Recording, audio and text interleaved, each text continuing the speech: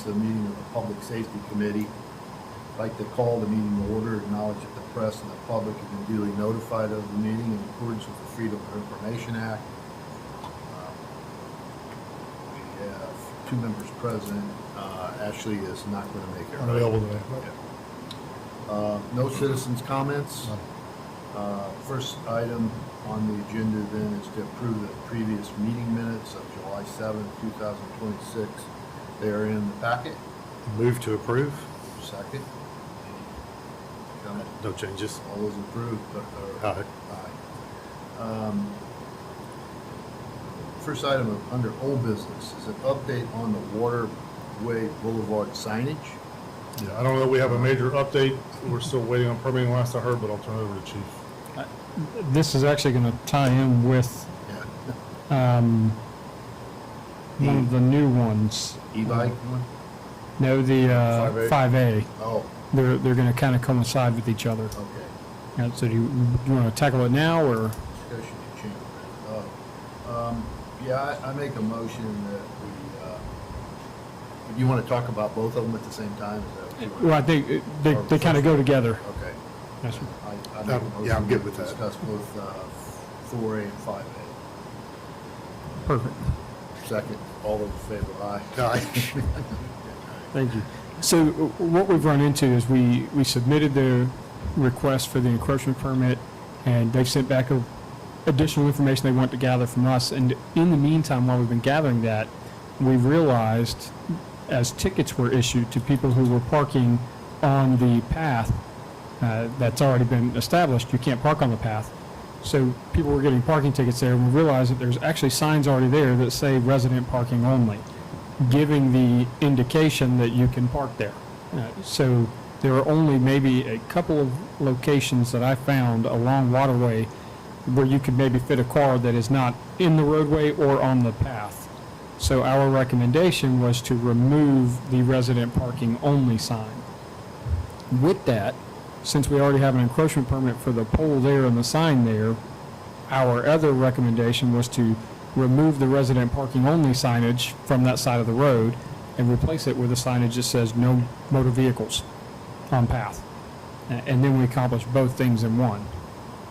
That before. So I understand what you're saying is all the way along Waterway Boulevard, it says we have resident parking only. Correct, that's correct. And the way that they're parking on there is by parking on the path? Correct. Everything on the ICW side is, there's not enough room for them to park a vehicle completely off of the roadway and not be on the path. Really? That doesn't make sense then. We didn't realize it until several people got some parking tickets, and then we took care of those parking tickets and decided we would come here to try to resolve that issue. And so your recommendation is to put dual signs, the same sign, but no resident parking, no motorized vehicles on the path? No, sir. Or a separate sign? Just remove the resident parking only sign so that it does not give the confusion that you can, but replace that sign with a sign that says no motorized vehicles on the path. So then you don't need any kind of an easement, We'll still check with DOT to make sure, but then it's as simple as just changing what we're putting on the signage. It'll make it a lot faster that way, I believe. okay. Yep. Makes sense to me.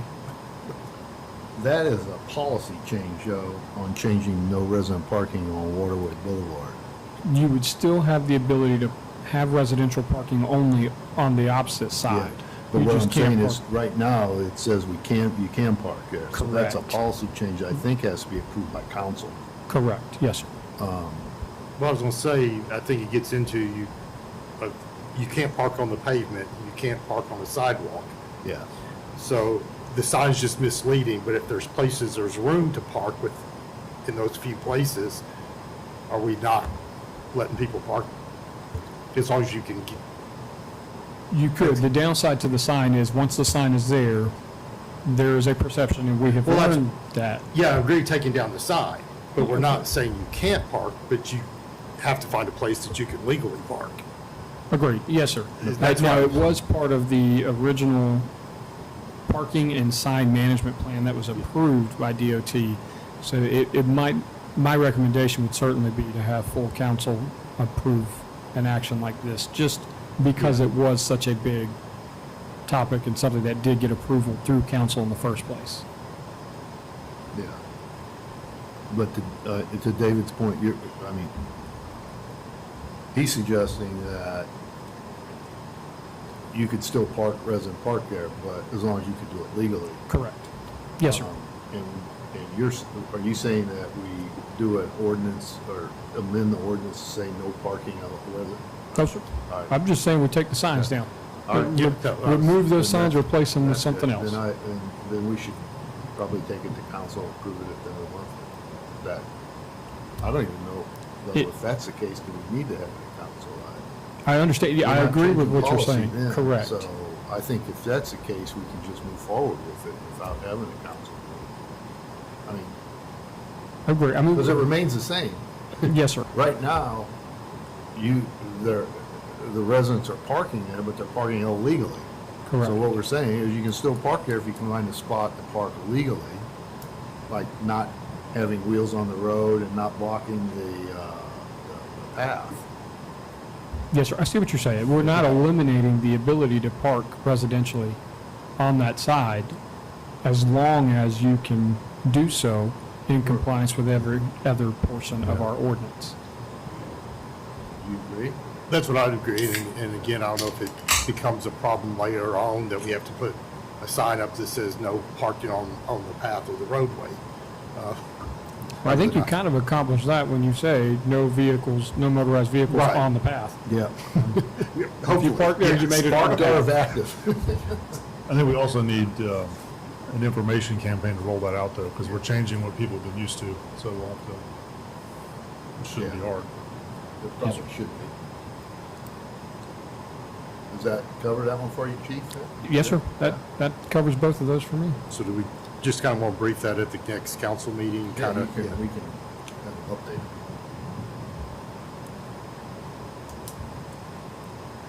All right, next item is update on Charleston County EMS ambulance and Fire Station 1. Chief, I think that's you. We have no additional information or updates at this time. Okay. Still moving forward, but nothing, no further progress from the last update. Correct. Yeah. Do you have any idea of when it's going to be implemented, or? No. All right, we'll keep it on here. Update on installation of AI signal software. There's kind of a couple pieces of this, but Yes, so yeah, big updates on this one. So we had Reggie from Rhythm came by last week. We had a good meeting with him. Jennifer was in attendance. The police department was in attendance.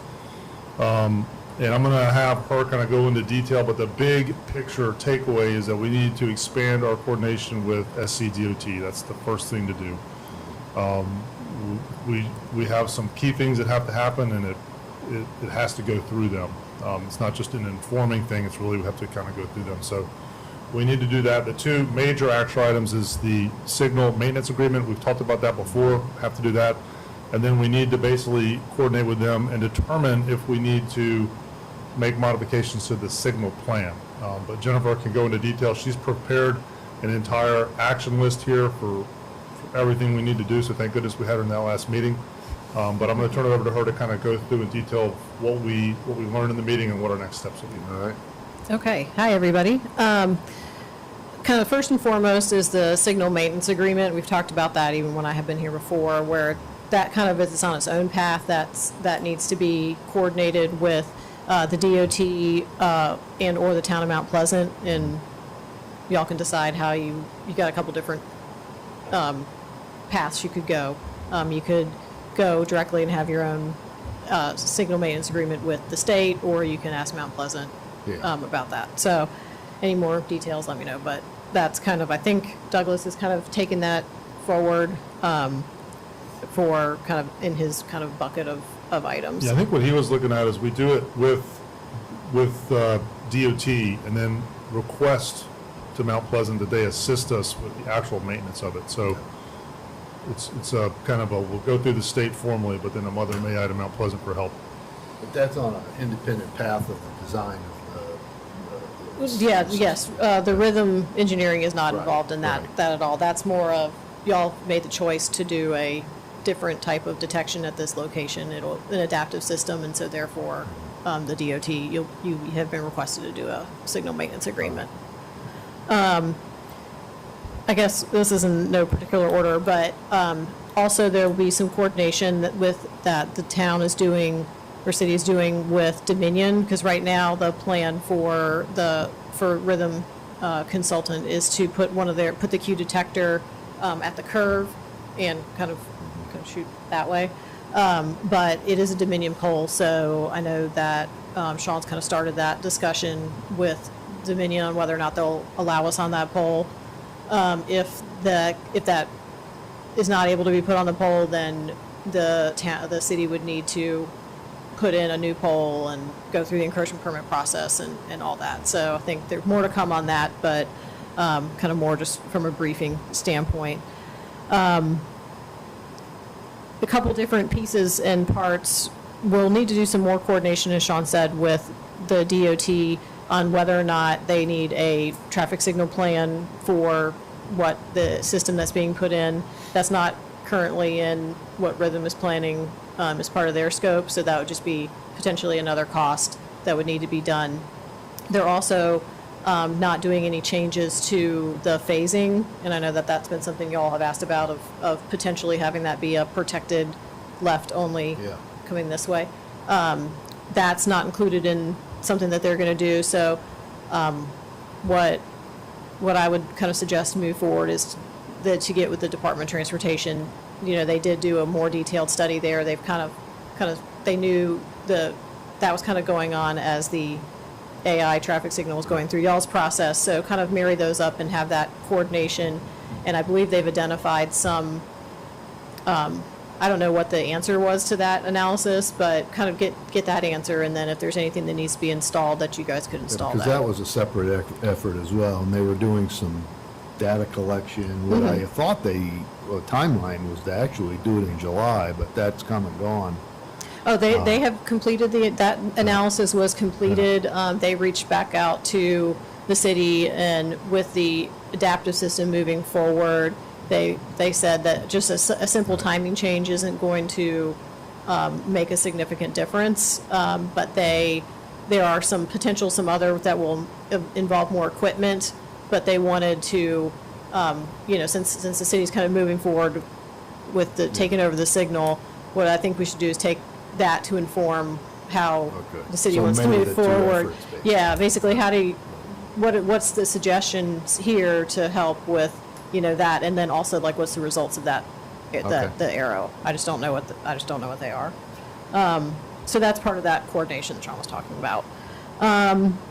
Then, I guess the only other piece, which I think y'all aware of, is that the installer for the Rhythm system needs to be procured. That's not part of that original quote, so I think y'all just however y'all want to handle that. And then just a couple other pieces and parts working with the police department, Public Works on storage of materials, access to cameras, that kind of stuff. No real action, major actions with that, but just kind of the Rhythm group will be working with the various departments. So do we need some approval from SCDOT to move forward with the signal plan now? Is that what you're saying? So I think we need to ask that question. You're changing there's detection out there today, you're changing the detection. We need to see, do they need a signal plan associated with this? We would be submitting things to them. The packages the contractor and Rhythm should be submitting things to them. So we just need to kind of get a little bit clearer direction from the DOT on what they need from them.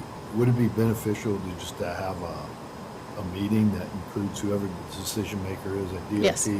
with Rhythm and all you guys, and Yep. get it all taken care of? That's pretty much what we've decided at the Yeah. kickoff meeting, is that meeting needs to occur. Yeah. Okay. But it hasn't been set up yet? No, we're going to set that up immediately. So when we had the meeting with Rhythm last week, and we had Jennifer there, we started realizing we were executing with extreme initiative, but potentially too much. So we got to kind of back up a little bit, slow down, get with DOT, and then move forward. I don't know that this is like catastrophically jeopardize our timeline, I don't think it has, but we'll have to kind of get with DOT and then reassess on how that looks and try to get this, still targeted, try to get it installed as soon as possible, but not later than, basically March of next year. Yep, that's the, we're already through most of the Yep. pain this year. All right, anything else on that, or? No? Update on e-bike usage, and I guess there's been some emails going back and forth based on some recent ordinance changes, I think in Goose Creek and Monk's Corner. I looked at those, and I'm not sure that they're dramatically different, other than they are saying no e-bikes on sidewalks, I think. But they do allow e-bikes on multi-use paths, wider multi-use paths, is that right, Chief? Yes, sir, that's how I read them. So, and I know there's some even potential legal determination on this, but where are we with that and the legal side of it? Whether, and the legal issue, I think, is if e-bikes are classified as bicycles. So if you eliminate e-bikes, are you in turn eliminating all bicycles? Or can you separate the two, even though state law has them all lumped into one? Is that the legal question? Yeah. Yeah. And talked to the city attorney last night, Yeah. and I think the recommendation is we start with what the highest legal framework is, and so that we know what framework, what room we have to maneuver in. And so MAC is going to have the firm put together a document that kind of says state law exactly says this, and then you can kind of reverse engineer what your options are as a committee and as a council of doing this, not doing this, and then kind of maybe we develop something like a matrix that says sidewalks, yes, multi-use path, yes. But right now, it kind of feels like, and you can kind of even, when you read these articles, you can see there was kind of a gray area, and people are grasping a little bit at which direction to head, because I think part of it is kind of lack of understanding of what the legal framework is. Yeah. So MAC has an attorney that's working with another municipality going through the same exact thing, and they're going to put together this document that can kind of help us basically start at the top and go down instead of starting at the bottom and going up like that, I think. So that was a suggestion, is let them put together the document that says what the law is, and then go from there. Okay. I know Chief has Maybe- felt, Go ahead. I think he's felt a few times where he was being asked legal questions kind of beyond his scope a little bit, so. Yeah, so that's probably a good place to kind of revisit. So we think we'll have that for the next meeting? Yes, absolutely. Yeah. Chief, does Wild Dunes have an ordinance though in place? Wild Dunes Not is an ordinance. correct. HOA rule. My understanding is, yes, sir, they have their own rules. I mean, they're very, like, they regulate bicycles in general very, they're much more strict than we do outside of the gates. And they have that ability because they are a gated community. So they can kind of do things a little bit different. They own the roads, they own everything inside of there. So that's why they can do it a little bit different than we can. I do know that they've even, like our officers have been on bikes for bike training and were stopped at the gate and told about the rules for bikes in the community. So they are very, they do a really good job at managing their bicycles. Okay. You had any comments on that, David? or- No, I think I can wait till the next meeting, because, yeah, I've kind of read through this, and I don't know how the chief keeps this straight. And I guess it's bicycles, for the state law, they protect the rights of bicycles to ride on roadways, and then they have this definition, which not all e-bikes fit into that definition. And again, and then after a certain point, there's not, I guess they're classified as just toys. That was the way I came to it, is if you fall into a certain category, you're not a moped, you're not an e-bike, you're not a motorcycle, you're, Yeah. I don't know how you can't ride it on the public road, but that doesn't address sidewalks. And then they also have a classification in the two municipalities that have recently changed. They also classify out e-scooters, which I assume Yeah. are like a scooter except motorized as opposed to e-bike. So, and they've made different rulings on those as well, on where they can operate. So, it may be good for Mac to include e-scooters in his classification, legal classification as well. So we can have a good overall picture of what the legal structure is, so it's make any decisions. All right. The next item is discussion of public safety related matrix recommendations. Page 13, I think there's some recommendations that you're making, Sean. Yes, sir. Yeah, so every month rather, we would like to work our way through the matrix. I believe in the public safety realm, there's about 88 individual tasks. We've racked them and stacked them. We'll keep doing that. But there's some of them that in order to focus on the more pressing work, we're going to recommend for deletion. That doesn't mean we'll really delete them. We'll just basically put them in on another folder where they're not distracting from the stuff that we're actively working on. So the first one here is develop plans for continuous maintenance on basically all the city's real property. And it's a very broad task.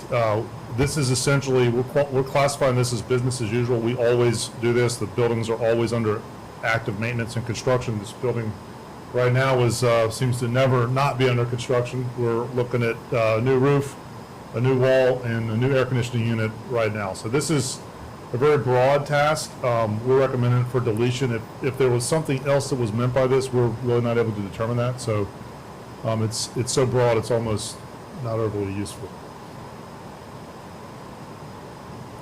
You want to go through all of them and then? I can go through all of them, then you guys can discuss it. I think Well-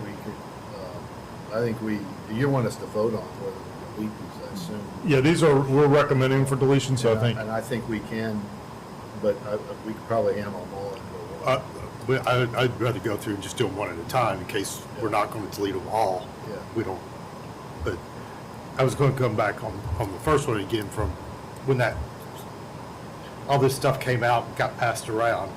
A lot of it was never really vetted, so I know there was a lot of, like you said, I think we were using the term business as usual, and it's the people that made the suggestion didn't realize we already had things in place that were basically addressing what the concern. Yeah.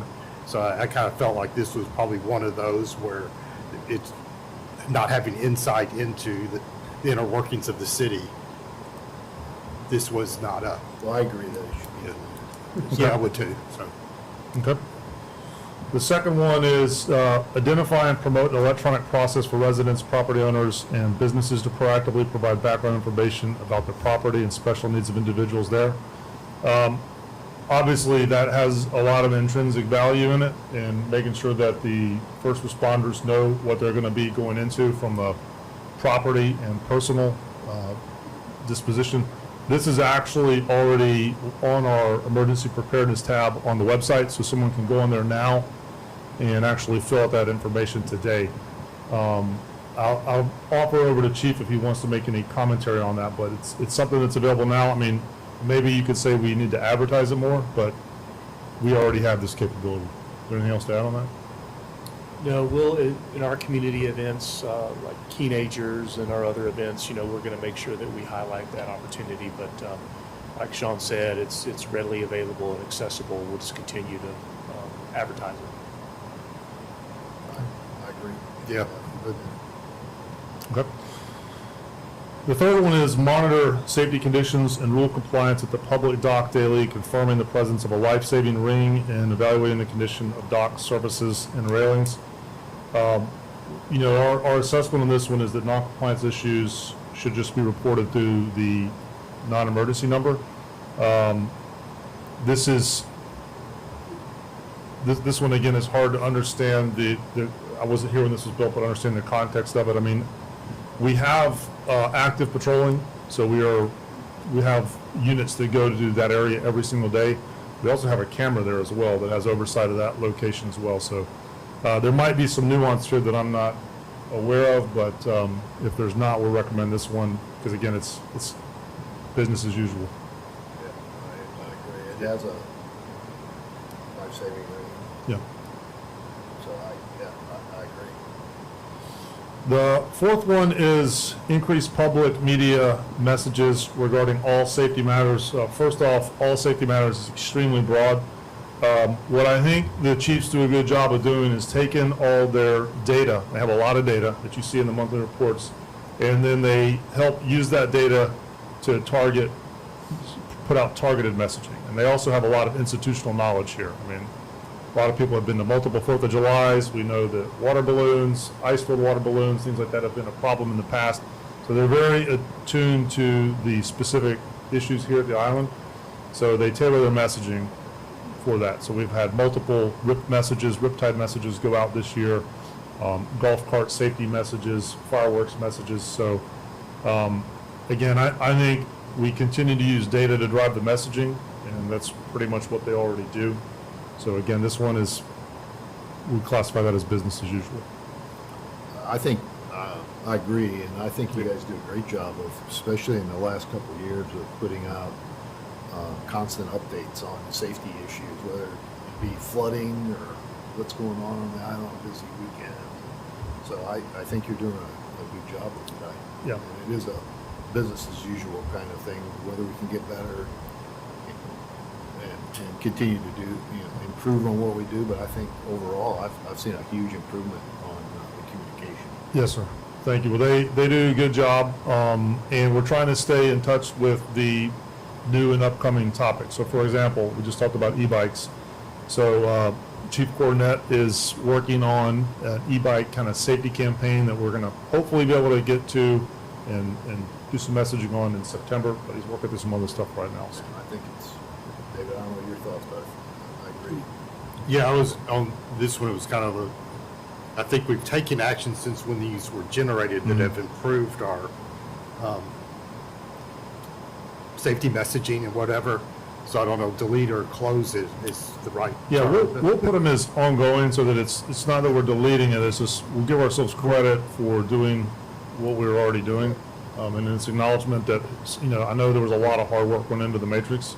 Yeah. So this is basically, we're answering that we are doing this. Yep.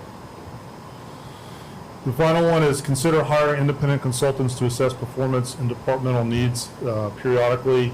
Again, it's pretty broad. It didn't exactly understand what this was getting after, but I know that each department, in order to maintain their certifications, go through a lot of examinations on at least annual basis. But we felt like without a specific insight into what specific performance and department needs we're looking at, I think we get external reviews, and we also are constantly looking internally at ourselves. So I recommend this one for delete as well. I know, especially fire goes through a routine audit, right, to get your classification. Correct, through DPH or ISO, or whatever. And I don't know if you do that as well, Chief, if you have something like that for accreditation. We do. We have an annual evaluation for CALIA accreditation and an annual evaluation through the Municipal Association of South Carolina and the South Carolina Criminal Justice Academy. We get evaluated pretty thoroughly. So I feel good this is a business as usual to keep going with those and Yep. just get it off. Yeah. Yep. So we'll try to bring in about 5 of these or so every month, and then we'll zoom back out at one point and say, okay, here's our condensed list.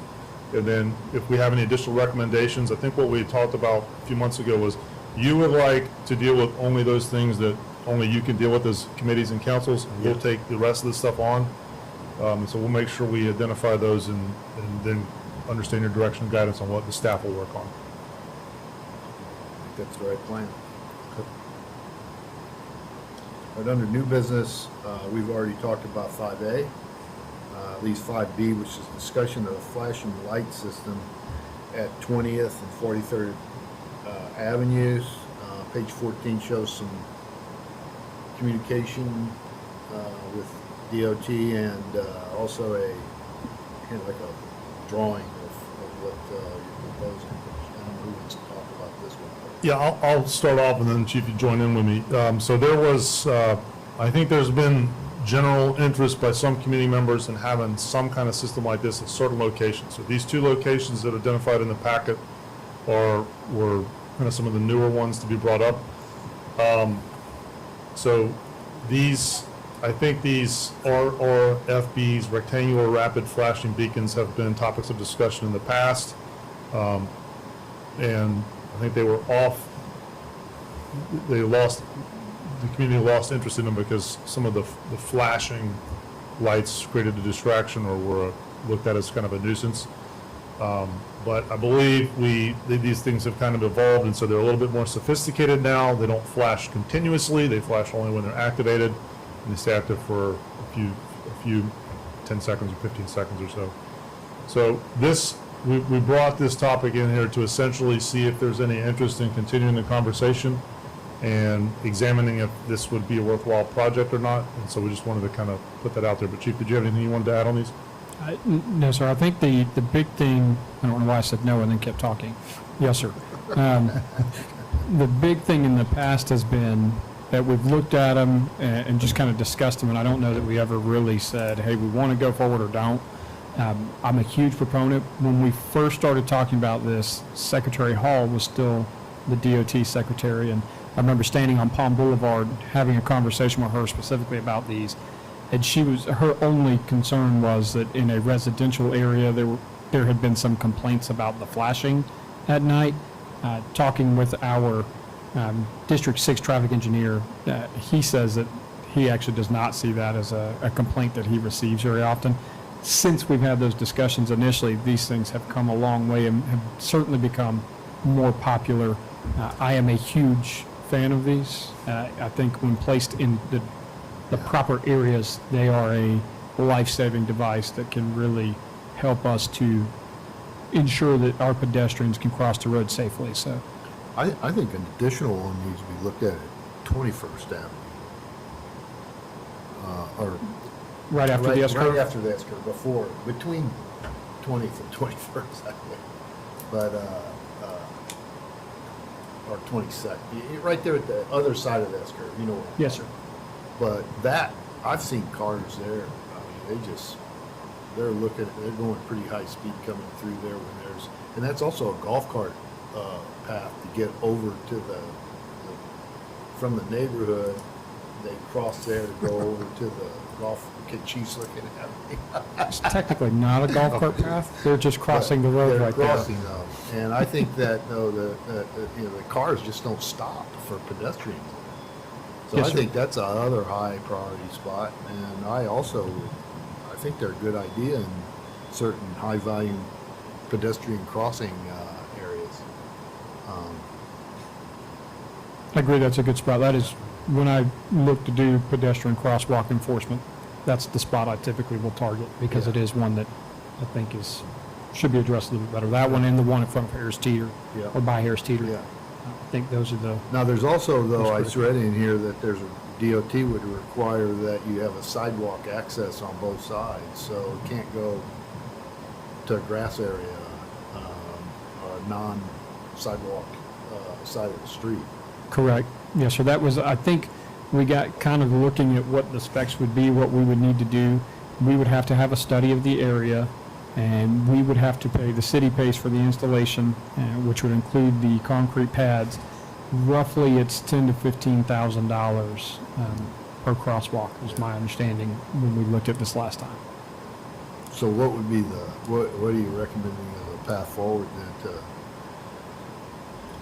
I think that if there's interest, if you gentlemen want to continue the conversation, we can come up with some facts that kind of help frame the conversation of exactly what you said. Like there are limitations. It can't be from a sidewalk to to nowhere. It has to go from sidewalk to sidewalk.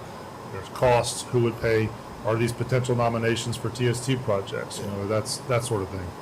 I would like to see, though, even along Palm Boulevard, is there any other places that we get a kind of if there were no limitations whatsoever, where would we like to see these in the name of pedestrian safety? People crossing Palm Boulevard to get to the beach, where would we want these?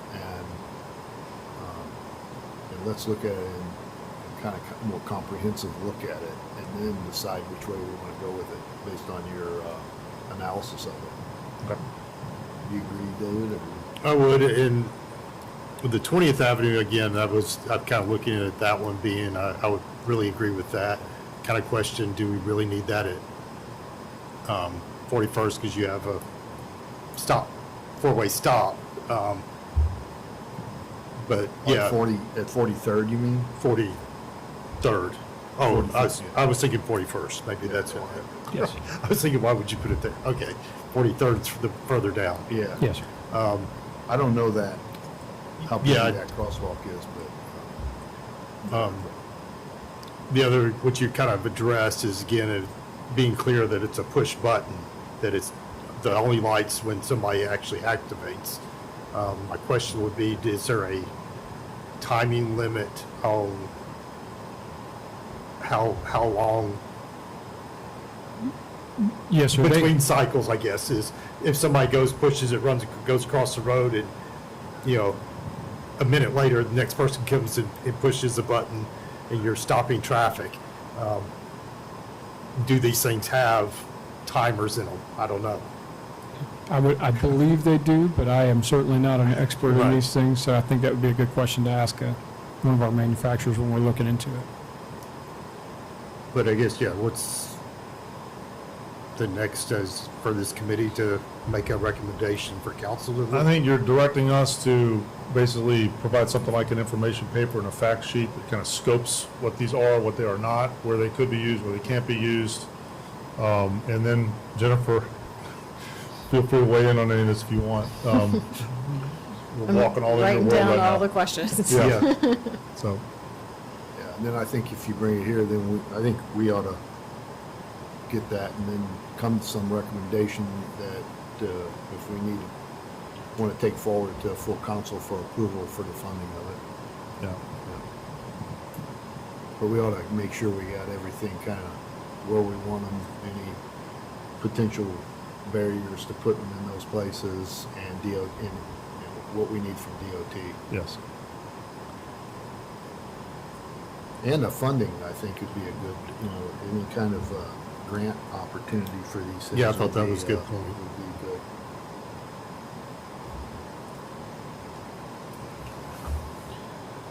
All right, then the next item is departmental reports. The June departmental reports are in the packet. We're always kind of a month delayed. Do you have anything, David, on those, or any questions? No, I've looked through them and nothing's jumped out at me that Chief, do you, I noticed that the same comment from last time, we're still having a high degree of visitor calls versus resident calls, but that's kind of the time of year, I think. And I think to David's comment last time, we'll look at that at budget time. We'll see if the mix is right from the payment standpoint. But from the police side, Chief, do you see an uptick in more of the more serious crime? I just noticed like gun violations are, not a high number, but we're at 12 versus 8 last year. Possession, intent to distribute, and traffic drugs up to we're 22 versus 8 last year.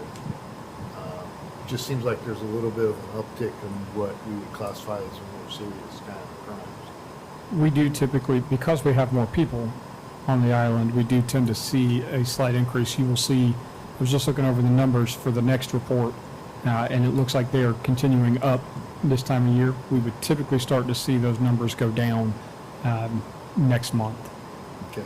You don't, no concern on your part though for that? It's nothing, of course, I always have concerns with drugs and guns in our community, but and I don't like to see them go up, but I will also say that part of the reason you see them going up is the proactive enforcement approach from our officers. We're getting them and making arrests and charges and confiscating guns and drugs that are out here illegally. Okay. I don't know if I have anything else on that then. Do you, David, you good? no, All right. nothing else. And Under miscellaneous business, the next meeting date is Tuesday, September 1st at 11 a.m. No further business. Make a motion we adjourn. Second? All those in favor? Aye. All right, off record 11:40.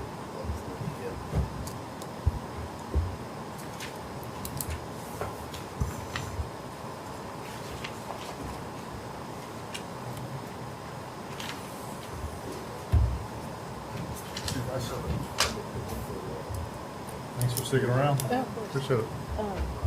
Who do you want to, I'm gonna request that meeting from Josh. Mhm. Who do you want to, we're gonna be kind of subject to his schedule, Mhm. but who do we want to have here? Are there any no-go days, like 2 weeks from now?